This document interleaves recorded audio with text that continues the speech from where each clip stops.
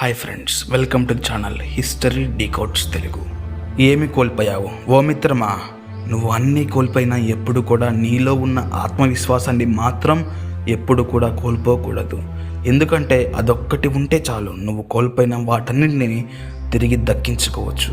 అది ఏదైనా సరే, ఒక్క సమయం తప్ప. నీ జీవితంలో నువ్వు ఏది కోల్పోయినా సరే, దాన్ని నువ్వు తెచ్చుకోగలిగిన ఆత్మవిశ్వాసాన్ని నువ్వు పెంపొందించుకోవాలి. ఆత్మవిశ్వాసం అనేది మార్కెట్లో దొరికేది కాదు.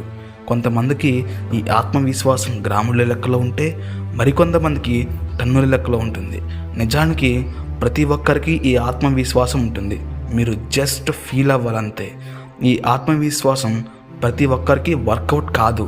నిజానికి ఆత్మవిశ్వాసానికి ఈగోకి అంటే గర్వానికి సంబంధం ఉంది అనుకుంటారు చాలామంది. నిజానికి ఈ రెండు వేరు. ఆత్మవిశ్వాసం అంటే నేను ఏమైనా చేయగలను, ఏదైనా సరే నేను చేయలేని వాటిని కూడా చెయ్యాలి అని బలమైన సంకల్పం గల వారు మాత్రమే ఆత్మవిశ్వాసానికి నిజమైన అర్థాన్ని చేర్చగలరు. ఒక చిన్న ఉదాహరణ, మీరు ఒక కంపెనీ పెట్టి దానిని బాగా అభివృద్ధి చేసిన తర్వాత మీరు ఆ కంపెనీని కోల్పోయారు అనుకోండి.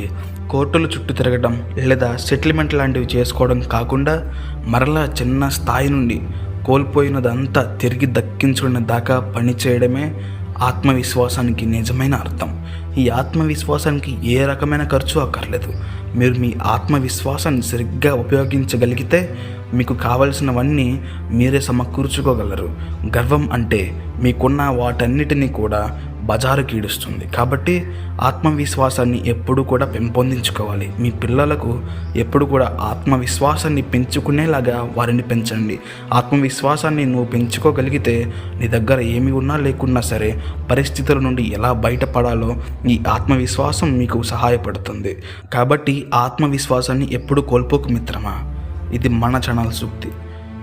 సమయాన్ని నీ వశం చేసుకో, ప్రతి అవకాశాన్ని వాడుకో, దిగులు పడకు, ఆలోచించకు, ప్రశాంతంగా నిద్రపో.